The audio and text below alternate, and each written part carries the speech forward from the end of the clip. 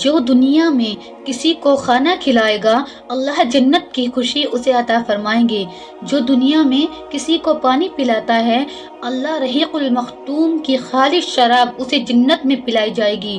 جو کسی مسلمان کو دنیا میں لباس پہناتا ہے اللہ ذوالجلال اسے جنت کی خل عطیفہ سے اسے سبز رنگ کی پہنائیں گے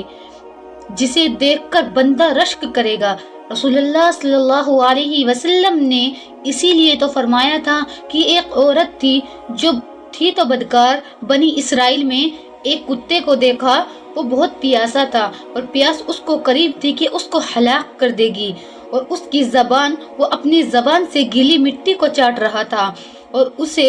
عورت نے اپنا دوپٹہ اتارا، اپنے موزوں کو باندھا اور کنویں سے پانی نکالا، کتے کو پانی پلایا، اللہ نے اس کی بخشش فرما دی۔ اگر کتے کو پانی پلانے والے کی بخشش ہو گئی، ایک مسلمان جو نمازی ہے، روزے دار ہے اور کسی دوسرے مسلمان کو پانی اگر پلا دے، کیا اس کی بخشش نہیں ہوگی؟ ضرور ہوگی۔ رسول اللہ صلی اللہ علیہ وسلم نے سچ فرمایا ہے۔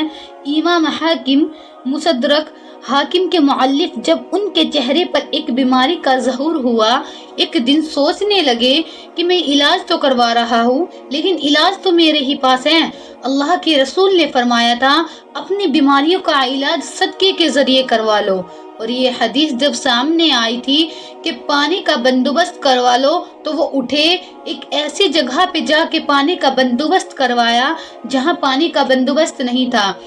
ادھر پانی جاری ہوا بغیر کسی دوائی کے، اللہ ذوالجلال نے انہیں شفا یاب کر دیا۔ آج ہماری آنکھوں کے سامنے ہماری آنکھوں کے سامنے بھی دیکھا جا رہا ہے، ہماری کانوں نے بھی سنا ہے کہ جن کو اللہ نے توفیق دی ہے وہ آج بھی اپنے والدین کی طرف سے 600 کنویں کا بندوبست کروا رہے ہیں۔ کاش کسی شخص کو آج بھی توفیق ملے اس حدیث پہ عمل کرتے ہوئے 600 تو نہیں، کم از کم 60 گھروں میں تو پانی پہنچانے کا بندوبست کرے جو بیچارے پانی سے محروم ہیں، اور جن کی نیک صالحہ بیٹیاں 6 سے 4 گھروں کو گزر کے آگے سے پانی بھر کے لاتی ہے۔